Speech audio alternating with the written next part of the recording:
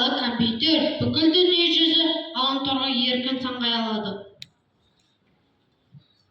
Ғылым тақсыр, менің айтатыным бар.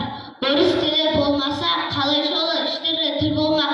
Мен арқылы адамзат баласы сөз мәтінін аударып, ресми тілде сөйлеп, орыс тіліндегі көптеген кітап қоры білімнің шыңдап жатыр емес пе?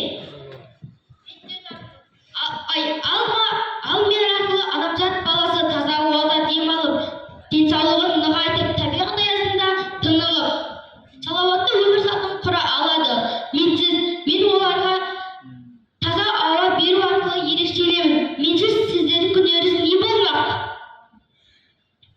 Қымбатты достар, барлық сөздерімді тыңдап, мен бір ойға қалдым. Сіздер айтқан құбылыстарды іске асыру үшін ең алдымен дене қозғалысы ширақ шымыл болу керек қой.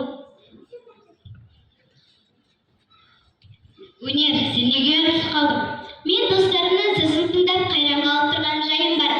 Ақыры бір-бірімен байланысты сауатпен әділетті сақтырған жайым бар. Олай